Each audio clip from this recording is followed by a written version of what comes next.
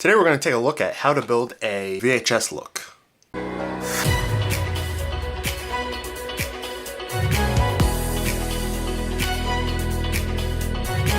So let's start. So you bring in your footage. The first thing we're going to do is we're going to make a node that's going to be our primary levels adjustment.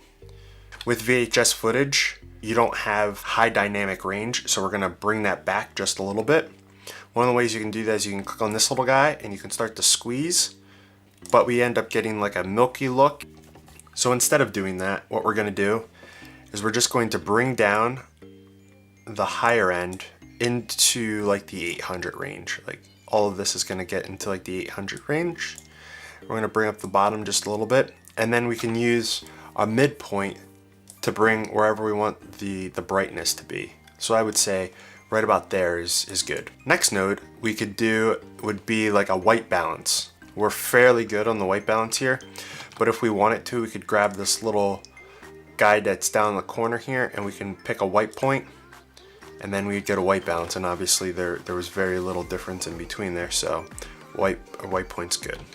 The next node could be whatever you want your color grade to be. So we can go in and for this shot, maybe we want our higher levels, we want to be yellow. I don't know. You can make this whatever you want it to be. You could add a LUT at this point if you wanted to. So let's actually do that. Let's add a quick LUT into here for our color grade. Okay, so now we got our look. Our next node we're going to make, and this is just going to be a placeholder for now.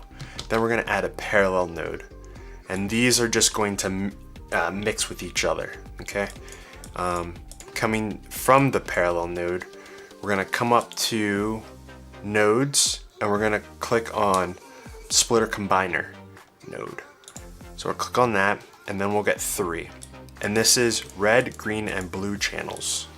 So what we're going to do, and this is the meat and potatoes of this look, is we're going to come down to our sizing and we're going to come over to the node sizing, and all we're going to do is we're going to come into the pan and we're just going to make the red channel 4, and we're going to come down to the blue channel and make this -4. And what that's doing is it's just shifting the colors themselves over. Let me just show you quick so you can get an idea of how this works. If I was to take just this channel here, we could shift it, and that's the red channel that we're shifting. So all we're doing is just shifting it a very slight amount of just 4. Okay, so we'll go back into it and enable these.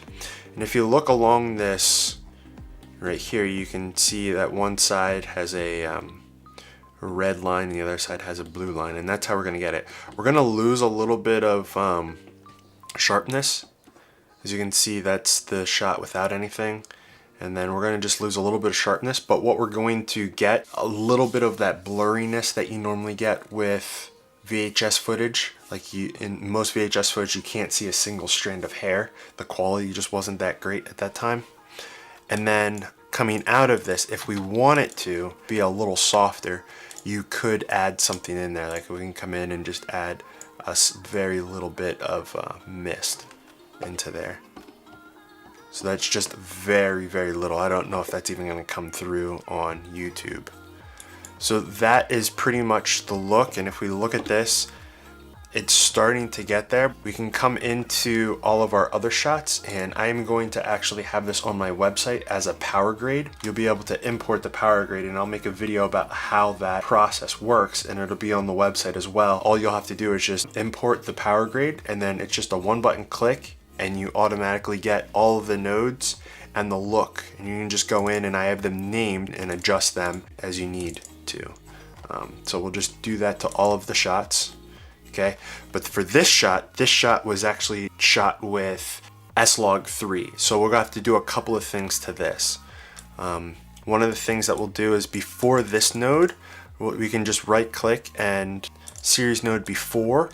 For this, for S-Log3, if you have this, you can just bring a transform in, and we're gonna go from S gamma and S log 3, and we're gonna go out to RE, C log, and then from there we're gonna have a LUT that's gonna go from REC log to Rec 709, and there we have our colors.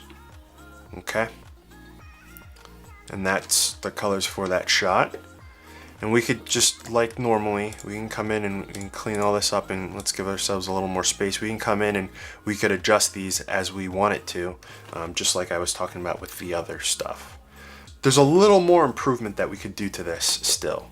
So one of the things that we'll do is we will come in and I will give links to where you can find this file, but it's a very long file of just noise that you would normally see on VHS footage. Okay, but obviously, as you can see here, we can't actually see anything below it. So what we'll have to do is come into edit. We'll click on our shot that we added, and this is the layer above. We'll come into modes and we will click on screen, and screen will be the correct mode. So we'll just cut the end of that off quick, and we'll watch this. It'll just add a little noise, and it's all over the place where the noise is, so we can shift this until we find a bit of noise that we actually want to use. So there's some noise. Okay, let's just say that that's good, and we picked our noise that we wanted, and that seems very intense. Okay, let's get somewhere else in here. And there's all different noise all over this, so you can, grab what you want. And if you think that it's a little too strong, you can just come in and bring the luminance, or excuse me, opacity down just a little bit. So there we have just a little bit of noise throughout it.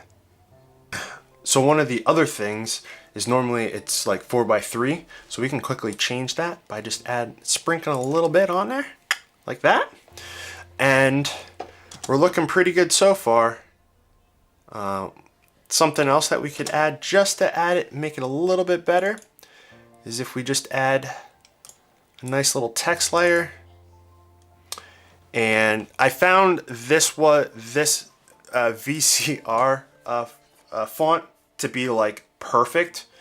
One thing that I had to do to make it look like it was a part of it is before it was like white and it was really bright like that, and that just didn't really fit in because the rest of the shot really isn't that bright.